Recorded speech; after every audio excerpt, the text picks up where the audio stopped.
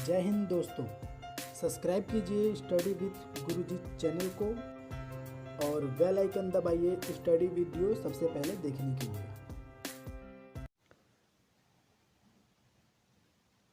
Good evening दोस्तों। आज हम पढ़ने वाले बाल विकास के सिद्धांत। ठीक है, सबसे पहले देखेंगे बाल विकास की अवधारणा। बाल विकास की अवधारणा। बाल विकास का सामान्य अर्थ होता है बालकों का मानसिक शारीरिक विकास।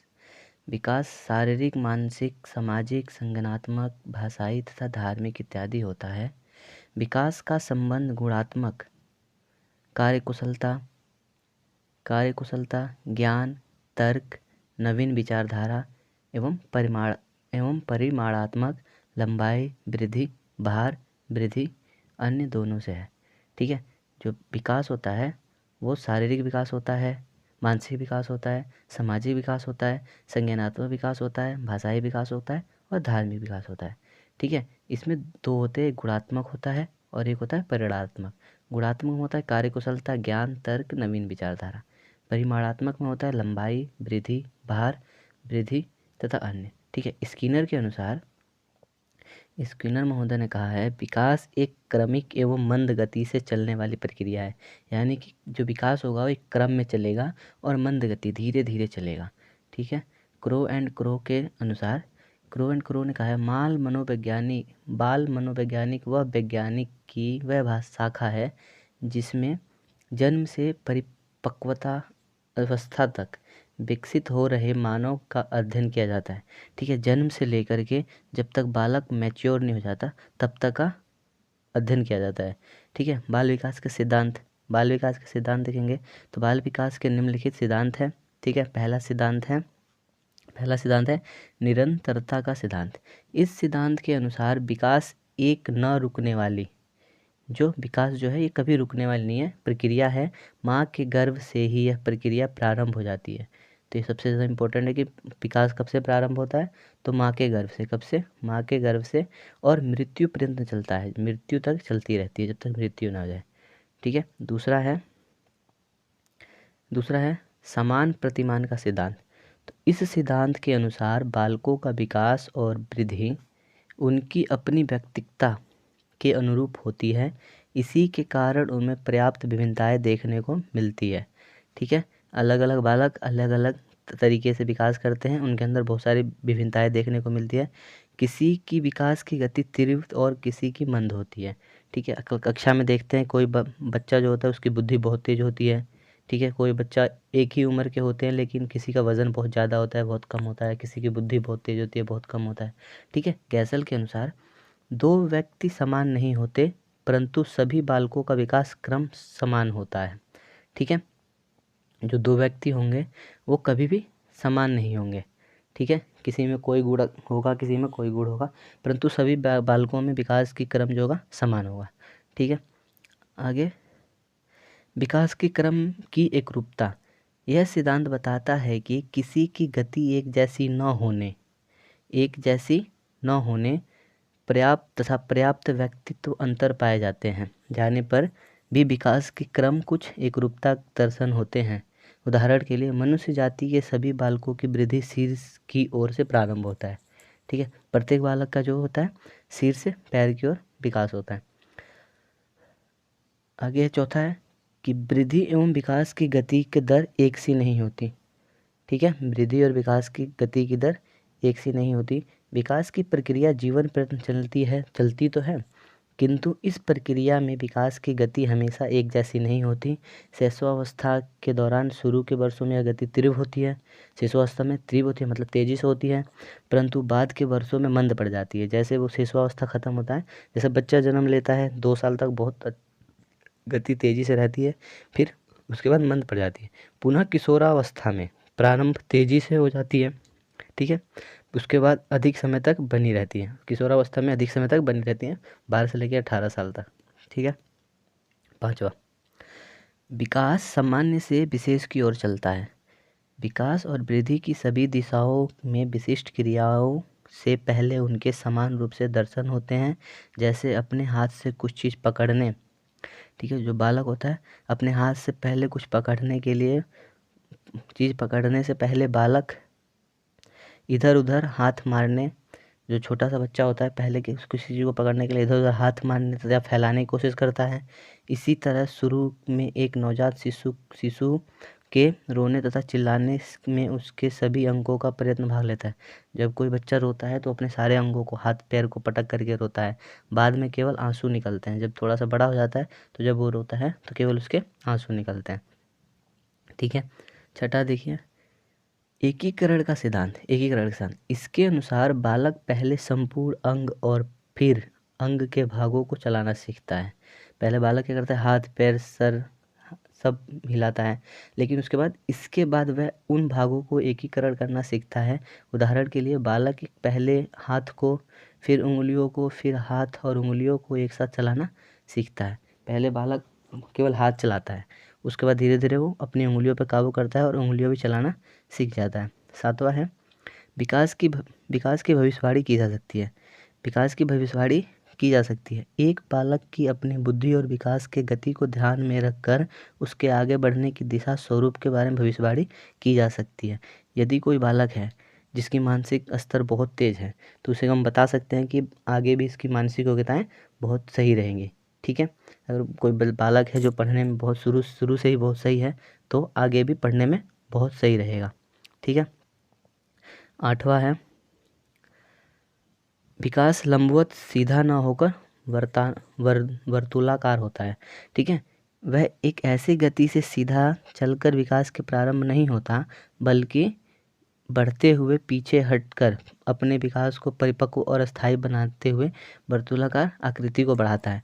जैसे कि आगे आकृति देखते हैं, क्या होता है कि विकास यहाँ से शुरू होता है, फिर ऐसे आगे गया, फिर पीछे गया, फिर आगे जाता है, फिर पीछे जाता है, फिर ऐसे आगे जाता है, फिर पीछे जाता है, आगे जाता है, फिर पीछे, आगे पीछे, इसको बोलते हैं वर्तुलाकार। ये ऐसे ही आगे की तरफ बढ़ता रहता है। ठीक है। देखिए ये आगे गया है, फिर यहाँ से पीछे, फिर आगे गया है, फिर पीछे गया है। ठीक है। तो परिपक्व और स्थायी बनाते हुए वर्तुलाकार आकृति की तरह वो आगे बढ़ता है। ठीक है। अगला है, बाल विकास को प्रभावित करने वाले कारक। तो बाल विकास को प्रभावित करने वाले कौन कौन से कारक, इसे देख लेते हैं। इसके दो कारक, एक तो आंतरिक कारक है और एक बाह्य कारक है। आंतरिक कारक और बाह्य कारक। तो सबसे पहले हम देखते हैं आंतरिक कारक। आंतरिक कारक, वंशानुगत कारक जैसे बालक के रंग, रूप, आकार, शारीरिक गठन, ऊंचाई इत्यादि का निर्धारण और उसके आनुवंशिक गुणों को महत्वपूर्ण योगदान देता है। जैसे माता पिता अगर सांवले होंगे तो बच्चे भी सांवले होंगे, गोरे होंगे तो गोरे होंगे। आकार, अगर माता पिता हष्टपुष्ट होंगे तो भी हष्टपुष्ट होंगे। ठीक है। शारीरिक कारक, अब अगला कह रहा है शारीरिक कारक। जो बालक जन्म से ही दुबले पतले कमजोर बीमार किसी प्रकार की शारीरिक समस्या से पीड़ित रहते हैं, उनकी तुलना में सामान्य एवं स्वस्थ बालक विकास अधिक होना स्वाभाविक है। अगर जो बालक दुबले पतले होंगे, कमज़ोर होंगे, वो और जो हष्ट-पुष्ट, जो जिनकी शारीरिक बनावट सही होगी, वो उनसे ज़्यादा अच्छे होंगे, उनकी बुद्धि भी अच्छी होगी। ठीक है। आगे कह रहा है बुद्धि को अधिगम, सीखने की योग्यता, समायोजन योग्यता, निर्णय लेने की क्षमता इत्यादि के रूप में परिभाषित किया जाता है। बुद्धि, जिस बालक की बुद्धि सही होगी उसका, जो बालक सही से स्वस्थ होगा उसकी बुद्धि भी बहुत सही होगी। ठीक है। संवेगात्मक कारक, बालक के जिस प्रकार के संवेगों भावों के जिस रूप से विकास होगा वह उसके सामाजिक, मानसिक, नैतिक, शारीरिक, भाषा संबंधी विकास को पूरी तरह प्रभावित करने की क्षमता रखता है। ठीक है। अब अगला है बाह्य कारक। गर्भावस्था के दौरान माता पिता, स्वास्थ्य एवं परिवेश। ठीक है। गर्भावस्था में माता को अच्छा मानसिक, शारीरिक स्वास्थ्य बनाए रखने की सलाह इसलिए दी जाती है कि उससे न केवल गर्भ के अंदर बालक का विकास पर असर पड़ता है बल्कि आगे के विकास की बुनियाद भी मजबूत होती है। जैसे माता उस गर्भावस्था के दौरान अच्छा खाना खाती है, पीती है, तो बच्चे के ऊपर उसका सबसे ज़्यादा प्रभाव पड़ता है। ठीक है। जीवन की घटनाएं, यदि बालक के साथ अच्छा व्यवहार हुआ है तो उसके विकास की गति सही होगी, अन्यथा उसके विकास का प्रतिकूल प्रभाव पड़ेगा। यदि जो बच्चा है उसके साथ अच्छा व्यवहार किया जाएगा तो वो अच्छे व्यवहार की बातें सीखेगा। ठीक है। अगर गलत बातें तो गलत। भौतिक वातावरण में बालक का जन्म जिस परिवेश में हुआ वह किस परिवेश में किन लोगों के साथ रह रहा है, इन सब का प्रभाव उसके विकास पर पड़ता है। परिवेश की कमियों, प्रदूषणों, भौतिक सुविधाओं का अभाव इत्यादि कारणों बालक के विकास के प्रतिकूल रूप से प्रभाव पड़ता है। अगर पर्यावरण प्रदूषित होगा तो उसके ऊपर भी उसका प्रभाव पड़ेगा। अब है सामाजिक एवं आर्थिक स्थिति। निर्धन परिवार के बच्चों को विकास के अधिक अवसर उपलब्ध नहीं होते। जो परिवार गरीब होते हैं उन्हें शिक्षा नहीं मिल पाता है, खाना नहीं मिल पाता है, अच्छे विद्यालय में पढ़ने, सांस्कृतिक कार्यक्रम में भाग लेने इत्यादि का अवसर आर्थिक रूप से कमजोर बालकों को नहीं मिलता। इसके कारण विकास संतुलित नहीं होता है। ठीक है। और इसके विपरीत जो शहर में रहते हैं बालक, उनको सब चीज़ मिलता है। ठीक है। उनका विकास भी अच्छे ढंग से होता है। अब आगे का टॉपिक है अनुवांशिकता एवं वातावरण का प्रभाव। ठीक है। तो देखते हैं अनुवांशिकता एवं वातावरण का प्रभाव। अनुवांशिकता का अर्थ क्या होता है? सबसे पहले देखते हैं अनुवांशिकता का अर्थ। अनुवांशिकता या वंशानुगत गुणों का एक पीढ़ी से दूसरी पीढ़ी में स्थानांतरण को अनुवांशिकता या वंशानुक्रम कहते हैं। ठीक है। जैसे एक पीढ़ी से, जैसे दादा की पीढ़ी माता पिता की पीढ़ी में, माता पिता की पीढ़ी बच्चों के जो गुण को स्थानांतरण करते हैं उसको वंशानुक्रम कहते हैं। अनुवांशिकता के माध्यम से शारीरिक, मानसिक, सामाजिक गुणों का स्थानांतरण बालकों में होता है। अनुवांशिकता के माध्यम से शारीरिक, मानसिक, सामाजिक गुणों का स्थानांतरण बालकों में होता है। H.A. पोटरसन एवं वुडवर्ड के अनुसार व्यक्ति अपने माता पिता के माध्यम से पूर्वजों की जो विशेषताएं प्राप्त करता है उसे वंशानुगत कहते हैं। ठीक है। तो व्यक्ति अपने माता पिता के माध्यम से पूर्वजों की जो विशेषताएं प्राप्त करता है उसे अनुवांशिकता कहते हैं। अनुवांशिकता का प्रभाव इफेक्ट ऑफ हेरिडिटी विभिन्न लक्षणों जैसे शारीरिक पुष्टि, चरित्र पर अलग अलग प्रभाव पड़ता है। शारीरिक लक्षणों पर प्रभाव। पहला इसका शारीरिक लक्षणों पर प्रभाव। बालक के रंग, रूप, आकार, शारीरिक गठन, ऊंचाई इत्यादि के निर्धारण में उसके अनुवांशिक गुणों का महत्वपूर्ण योगदान होता है। अगर माता पिता किस रंग के हैं, अगर सांवले हैं, गोरे हैं, तो वैसे बच्चा भी वैसा होगा। अगर हष्ट पुष्ट है, शारीरिक गठन सही है, ऊंचाई अगर वो लंबे हैं तो बच्चे लंबे होंगे। ठीक है। आगे प्रतिगामी जीन आगे संप्रेषित हो जाएगा और यह अगले किसी पीढ़ी में अपने लक्षण प्रदर्शित कर सकता है। अतः किसी व्यक्ति के किसी विशिष्ट लक्षण को दिखाई देने के लिए प्रखर जीन ही जिम्मेदार होता है। जो प्रखर जीन होगा, जैसे माता पिता के जो लक्षण दिखाई देते हैं, जैसे आँखों का रंग, अगर माँ बाप का आँखों का रंग भूरा है, नीला है, तो बच्चे का भी उनके अंदर होता है। उन्हें समलक्षणी कहते हैं। ठीक है। फेनोटाइपिक। ठीक है। बुद्धि पर प्रभाव। बुद्धि के अधिगम की योग्यता, समायोजन, निर्णय लेने की क्षमता इत्यादि के रूप में परिभाषित किया जाता है। जिस बालक के सीखने की गति अधिक होती है उसका मानसिक विकास भी तीव्र गति से होता है। ठीक है। गार्डनर की मत है, मंद बुद्धि माता पिता की संतान मध्य बुद्धि या तीव्र बुद्धि माता पिता की संतान तीव्र बुद्धि वाली होती है। मानसिक क्षमता के अनुकूल ही बालक में संवेगात्मक क्षमता का विकास होता है। तो ये गार्डनर ने कहा है इनका।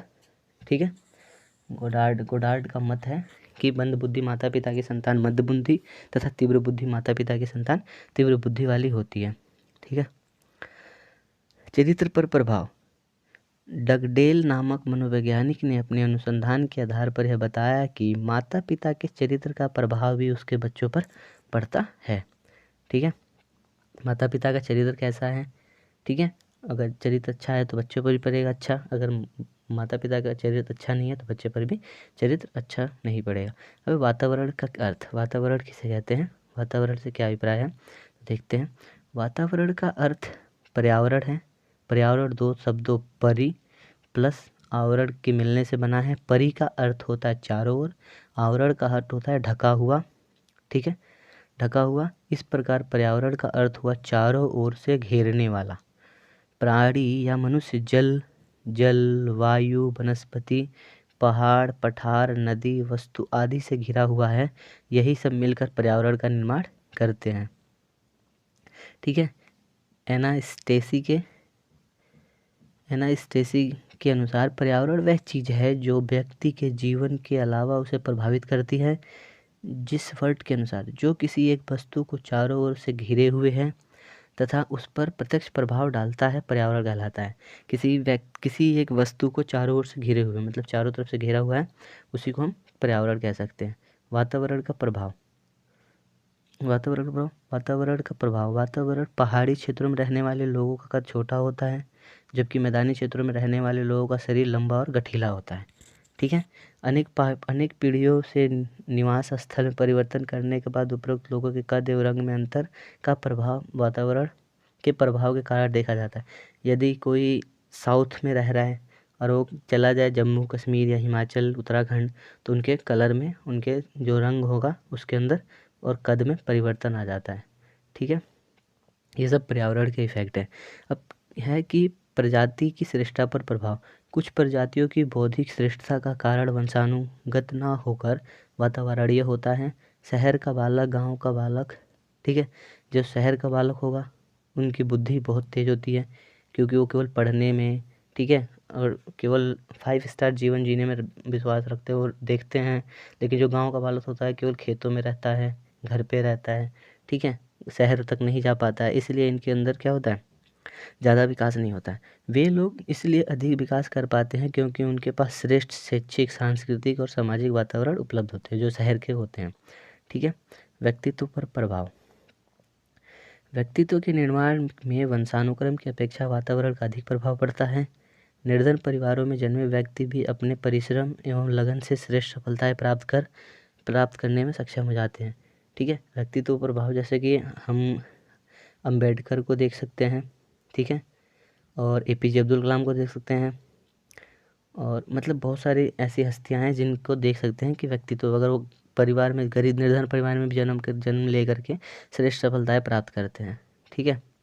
अब मानसिक विकास पर प्रभाव। मानसिक विकास, गार्डनर नाम का वैज्ञानिक का मत है कि उचित सामाजिक और सांस्कृतिक वातावरण नहीं मिलने पर मानसिक विकास की गति धीमी हो जाती है। अगर अच्छा वातावरण ना मिले, समाज ना मिले, तो हमारा जो मानसिक विकास होगा वो धीरे धीरे धीमा होता चला जाएगा। उसमें यह बात नदियों के किनारे रहने वाले बच्चों पर अध्ययन करके सिद्ध किया था।